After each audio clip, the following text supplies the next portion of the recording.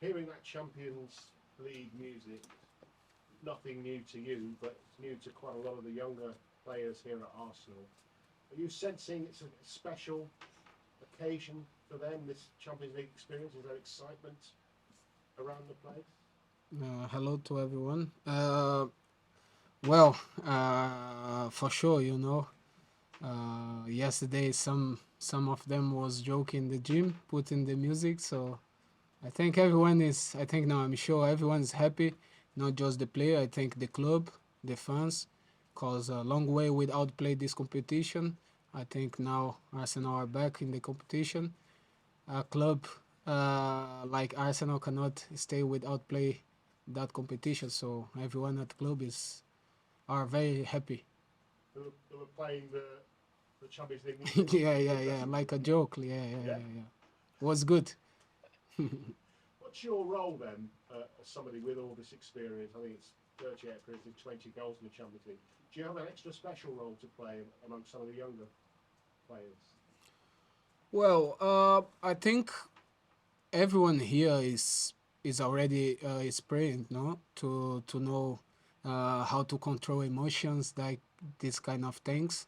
Obviously, some of them is the first time he play a Champions League. It's different competition, but I still think for who plays here, like in Premier League, in my opinion, the tough league in the world, can be playing in the Champions League. So I think everyone here do good. You obviously go into every game wanting to win, and this is just the first game, group stage, then the knockout stages. Do you also, though, go into this competition yourself believing that you can win it? Of course, uh, all the competitions, all the trophies, we go for to win the competition, and Champions League is not the same. I think if we think opposite, we are wrong because we are playing for Arsenal. We have to believe, and then we have to trust the teammates, the manager, the club, and then go for it. Davide, did you? Hi, Gabriel.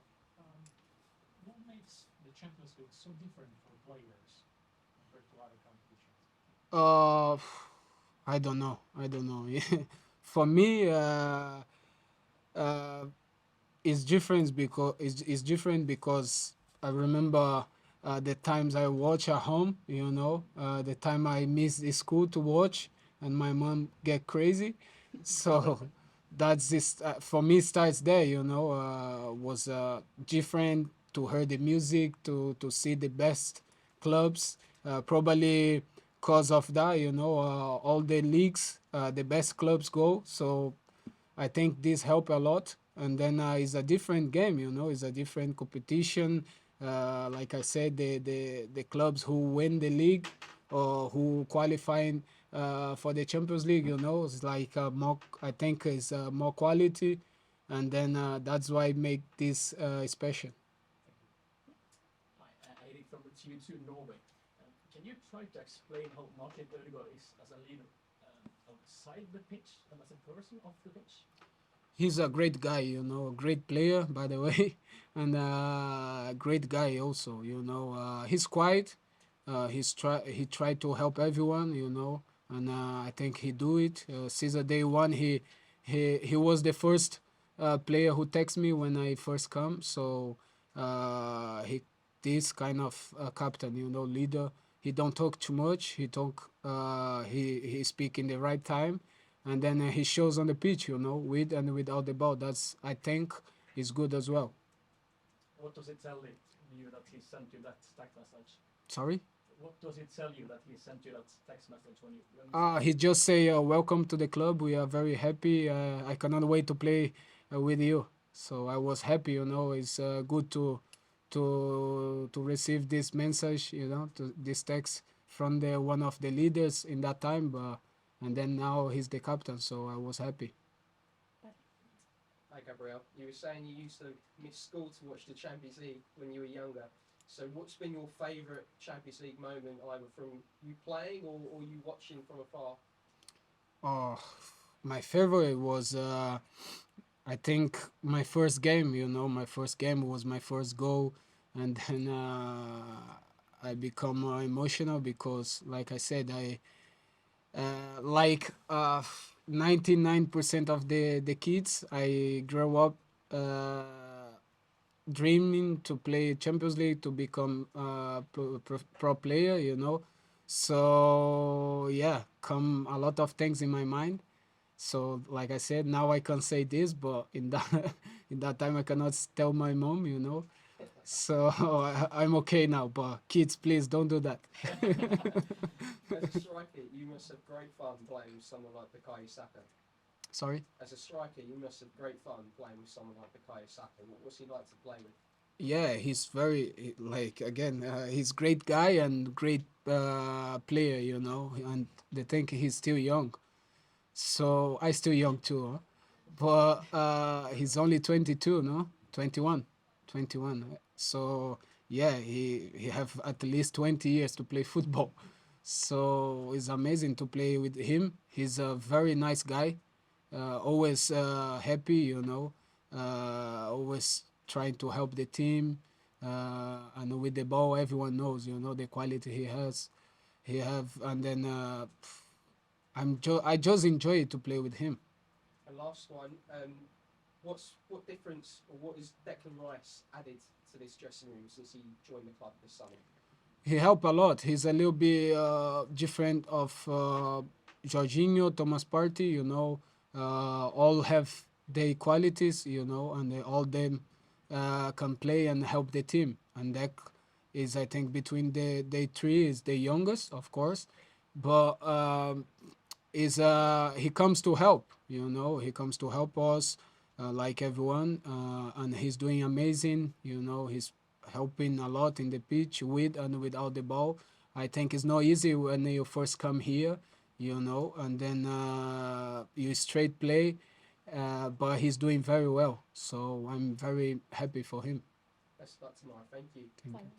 You experienced it at Manchester City where you're competing for the Premier League and the Champions League. How difficult is it to try and fight on both fronts as a squad? It's very difficult, Uh, they did it is this last season, so it's not impossible, so but it's not easy, we are talking about the tough league in the world and the tough competition in the world, so it's not easy, but obviously we can do it. Like I said, we have to believe and go for it. And the big thing at City was none of us knew, the opposition never knew what team Pep was going to pick. Do you feel like at Arsenal you're now getting to that situation where you're unpredictable, people don't know who Mikel's going to play, you've got so many different weapons in the team to use? To be honest, I don't know. I hope not. Joke, but well, everything for the best, for the best for the club, everything best for the club. That's I think what he'll do, and we as a player we have to listen and do it for the club, always trying to do our best, and then go there and win the game, like obviously for some of players he'll be more difficult if this happens, but like I said, have to be the best for the club. Sam? Harry, how's your knee? My knee is bad. It's better now. It's very sorry. It's very better. Yeah, it's better now. It's well, was unlucky, and then I have to do it. Like I said, I had to do it. Like I said, and now I'm getting better. Now my knee is perfect. Now it's more ridden. So yeah, I'm work on that. Do you need a sort of few weeks, maybe a couple of months to get that full fitness, that rhythm? I don't think so. I don't think so. I'm training. I'm doing my best, and then obviously, like I said, the weather, he'll come for sure. Sam? Yeah. Hi, Gabby. In the Champions League, you've scored numerous goals over recent years, especially when you was at obviously City. Playing for City in the Champions League, what did that teach you about the competition, and why do you think you've done so well in this particular tournament? Like I said, it's a different competition. It's the competition you probably uh, he'll play against the best team in the world, like I said before, and then well, I don't know, I just go there and enjoy like I do every time I go to the pitch. I try to do my best, obviously, always, and then the things what worked out. So I'm very happy for that. You talked about missing school as a kid to obviously watch these kind of games. To your family, do they have any particular liking of the Champions League? What does it mean to them to see you play in this competition? Oh, they are very happy. Uh, well, not just my family, my close friends. They dream to be footballer as well, and they could. So they are very happy for me. And then they watch and they get emotions. Of course. Are you in some ways representing the ones that couldn't make it to this kind of level of your friends? Yeah, of course. Sorry for fascination with your school days. But it's nice with all the money that's talked about the Premier League. It's nice to remember that you're all just kids who wanted to play the game. So again, first thing with some details. Presumably, was it group games you used to bunk school for? Just the finals, or was there? If I talk again, trouble. You're all right now. You said you were all No, right. like I said, like as a kid you do things you don't control, no. But like I said, to the kids, don't do it. Go to school, because I will tell you, when I was kid, and then I was 15, 14, 15 years old, and I tried to go to the clubs, to do like tests and then stay in the club, and then I always choose for the school, so I stopped to go to the club, and then I prioritize school, so I go to school instead of being playing the club, so it's good thing as well, huh? So it's worked out. But what? Was there a group of you? Were you hidden somewhere? Or No. I Just just go to school, and then in the half time, we have in Brazil works like this. You do like 3 hours, and then we stop to eat. So in this stop, I go to home to watch the game.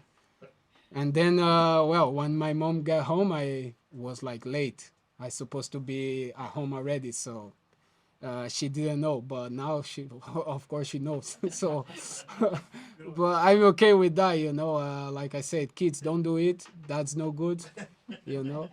But in that time, I enjoy a lot watching the the Champions League. And then coming back up to date, it's obviously such a passionate. You've got such a passion for the competition. How much of a gamble was it when you left City to come to a club that hadn't been in the Champions League for so long?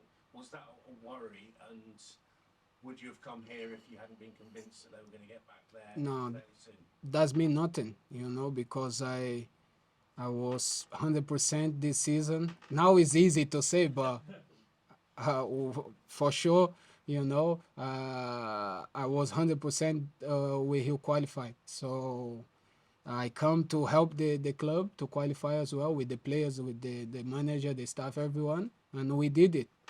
So I'm very happy now. We can play again Champions League, and then obviously, like I said, we go for it. Last few, James. Alexander Zinchenko has told a story about how when he was talking to Mikel about maybe coming to sign for Arsenal, that you turned up at his house and convinced him to sign. Could you tell us about that and what you said to him? Well, if I convince him to come, he have to give him something, no? I'm joking. Yeah, I was in Manchester, at home with my family, and I was supposed to come London day after, and then I come in by car, and then Edu just text me and saying they was going to Zinna house, if I want to come to join them to talk with Zinna, and then I come by plane with them. So I say, okay, I go. And then, yeah, I went there and I talked with him. He was surprised, And then if I help a little bit, he take the decision to come. I'm happy because, like I said, I like him, you know, as a player and as a person. I treat him as a brother, you know, and then I'm very happy he come, and then it's paying him now, you know, like he's playing good, he's playing every time, and then more than this, he's very happy, so I'm happy for him. What did you say to him? I just say, Zinna, you have to take a decision, you know, like I did. I did it, and then I'm happy with this, you know, the decision I made. And then he was like a little bit, I don't know, I need to talk with my wife first, you know, like this. But he took the decision, and I think if you ask him, I think was the right. He called you a secret agent. Yeah, so that's why I mean, you know, like he can give me some percent. Jordan? Gabriel, when you joined the club last season, as we said, we weren't in the Champions League, they just narrowly missed out. Did you sense that disappointment in the squad, and was that something that they spoke about last season when you were getting close to qualifying for it again?